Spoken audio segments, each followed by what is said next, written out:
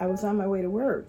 I was late for work even. Racing down Saginaw Street in downtown Flint, already running behind, Shirley Cochran wasn't sure if she should answer the call. And all of a sudden, I turned into the jail. As fate would have it, it wasn't up to Shirley.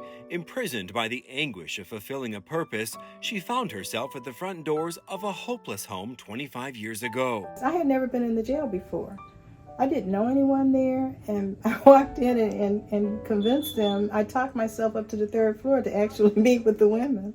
She had it in her mind what she wanted to do, and she wouldn't let anything interfere with it. And she didn't sometimes always understand that security comes first in the jail. Security to Shirley meant providing normalcy, like a Christmas to a mother living in the jail without her children. We were going to buy gifts, food, the whole 9 yards for one family. She quickly discovered many of the women were moms, all weaved together with a traumatic thread. Helping one wasn't enough.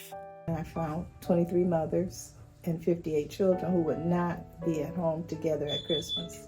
So she helped them all, spreading Christmas cheer. But a higher power was also spreading through Shirley, pulling on her heartstrings. I left the jail feeling sorry for the women who would not be able to be home and do that for their children.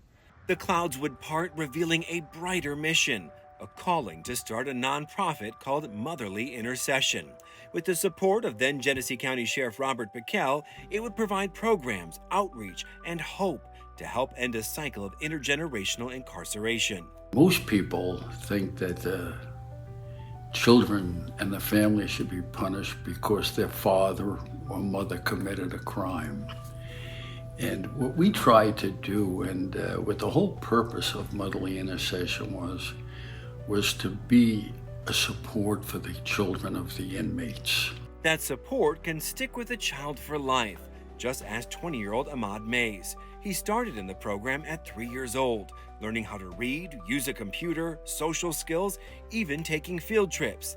17 years later, he's come full circle, helping facilitate the nonprofit's educational initiatives for children. It's important to me that I see that they are being built up rather than tore down by their situation, because they're put in a lot of situations where they're disadvantaged because of where they've been or just how they can't choose how they live, you know, and it's not fair, especially for the kids, to feel the negative effects of that when they haven't done anything.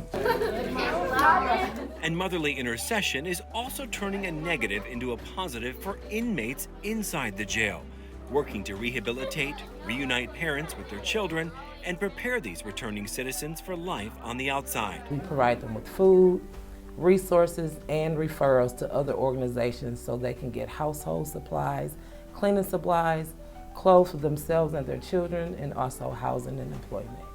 They take the lead on restoring visits for kids 12 and under with their parents and their grandparents. I, as the sheriff in the office, we just oversee the process because they come in and they take care of the kids, they provide the games, they do all of they're on the floor, and now my staff sees that, so now they're thinking, all right, I need to be a little bit softer and more understanding. Genesee County Sheriff Chris Swanson says he took note of the impact Motherly Intercession had on everyone as he climbed the ranks. Over the years, personal letters poured in, thanking the organization for being there when they felt no one cared, lifting them out of the darkness of guilt and shame.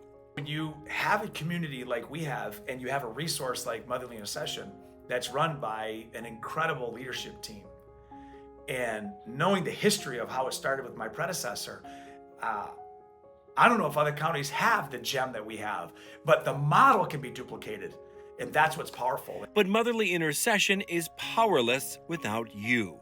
Its partnerships, volunteers, and funding are all generated from your generosity. I always say you can give your time, talent, and treasure to Motherly Intercession. Volunteering, like be on our board, or come volunteer, help with tutoring with the kids, donate money to Motherly Intercession, or just come and learn what we do. Yes, ma'am, it's right here. Shirley recently handed the reins over to a new executive director and a new generation of leaders working to make a difference. The need will always be there. And I can remember when I started, it was over 25,000 children that had been impacted by the incarceration of their parent, mother or father or what have you. Shirley says the need now is greater than ever, and she can't help but wonder what would have happened if a stranger didn't find it in their heart to give her the chance to not only unlock her purpose 25 years ago, but unlock a better life for thousands touched by motherly intercession. They didn't know me. I didn't know them. Of course, I had a great relationship to develop later with Sheriff Robert Piquel and his wife, Janet, who supported us for a number of years. All of the things that I did as sheriff, that's at the top of my list. It was something that I look back now and I think if you haven't done anything, you did that.